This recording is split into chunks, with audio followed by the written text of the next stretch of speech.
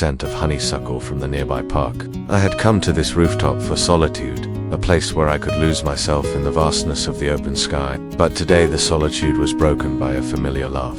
A kite was dancing in the sky, its tail a splash of red against the darkening blue. And there, beneath it stood two figures, their silhouettes outlined by the setting sun. A man and a woman, their laughter echoing in the twilight. The sight of the kite brought back a rush of memories, taking me back to a time when life was simpler, when the world was full of wonder and magic. I remember then how I used to spend my summer days with my best friend, Tom, flying kites on this very rooftop. We would spend hours lost in our own little world. The only sounds, the laughter of children at play and the wind whistling through the strings of our kites.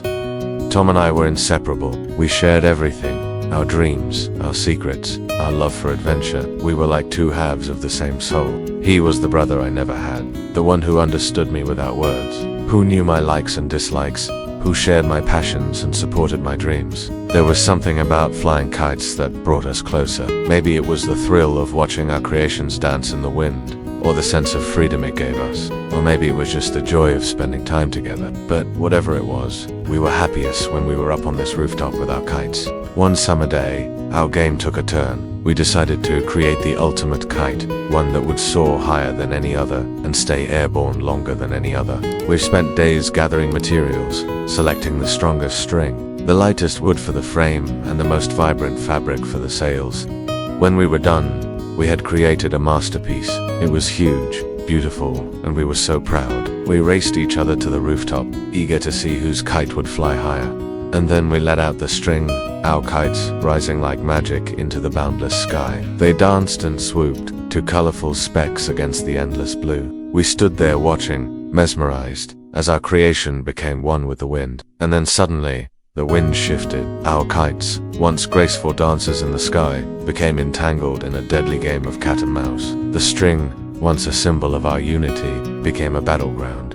We tried to untangle them, but the more we struggled, the more twisted the mess became. As the sun began its slow descent, casting long shadows across the rooftop, we realized we had lost. Our kite, once a symbol of our friendship, now lay in shreds at our feet. Disappointed and dejected, we gathered the remains of our kite, the wind carrying our laughter and joy away into the distance. We didn't speak as we walked home that evening, the silence between us heavy with unspoken words. As I looked at Tom's dejected face, I knew he was as upset as I was. The kite had been more than just a game for us. It had been a symbol of our friendship, a reminder of the bond we shared. But as the days turned into weeks and the weeks into months, the memory of that day faded.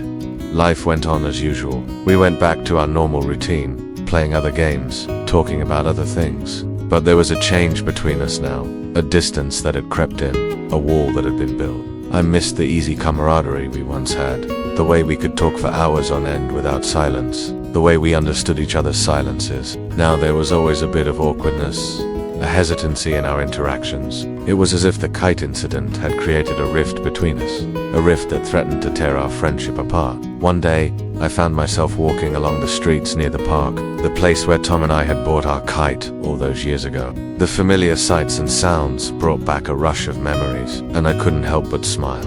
I remembered how excited we had been, how we had run through the streets, our kite held high above our heads, laughing all the way to the rooftop. It had been so simple back then. Life, like our kite, had been light and carefree. But now the string of our friendship had become tangled, and I longed to set it free again. I stopped by Tom's house, my heart pounding in my chest. What if he didn't want to talk to me? What if he had moved on? I hesitated at the door, my hand hovering over the doorbell. Then I took a deep breath and pressed the bell. The door opened, and there stood Tom, his face breaking into a wide grin. It was the same infectious grin that had always made me smile. And in that moment, I knew that no matter what had happened, our friendship was worth saving. We talked for hours that day, catching up on each other's lives, sharing our dreams and aspirations. We talked about everything and nothing, and as we did, the distance between us seemed to disappear. It was as if the weight of the past had lifted, replaced by the lightness of a new beginning. We reminisced about the good old days, about the summers we had spent flying kites on the rooftop, about the adventures we had shared, and with each story, the bond between us grew stronger. And then we decided we needed to do something to honor our friendship, to create a new memory that would replace the pain of the past. We went back to the park where we had bought our first kite.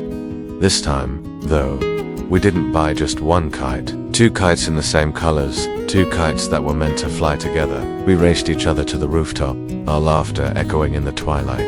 As we let out the string, the kites rose into the sky, side by side, 2 splashes of color against the endless blue. They danced and swooped, a graceful ballet in the fading light. And as we watched, we knew that our friendship, like the kites, was meant to fly free. It was a perfect ending to a perfect day, a day filled with laughter, joy, and the promise of a new beginning. As the sun dipped below the horizon, casting long shadows across the rooftop, I looked at Tom, his face lit up by the setting sun.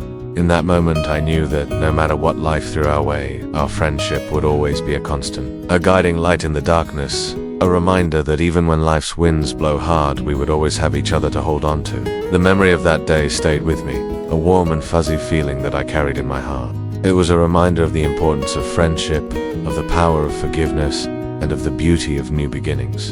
And every time I saw a kite dancing in the sky, I was transported back to that day, back to the rooftop where my best friend and I had set our friendship free. And so the kite became a symbol of our friendship, a symbol of the bond we shared, a bond that had weathered the storms of life and emerged even stronger. For a kite is like a friend. It takes you to places you've never been, shows you things you've never seen, and stays with you through the ups and downs of life. Just like a friend, a kite is a constant source of joy, laughter, and adventure. And what's life without a little bit of joy, laughter, and adventure?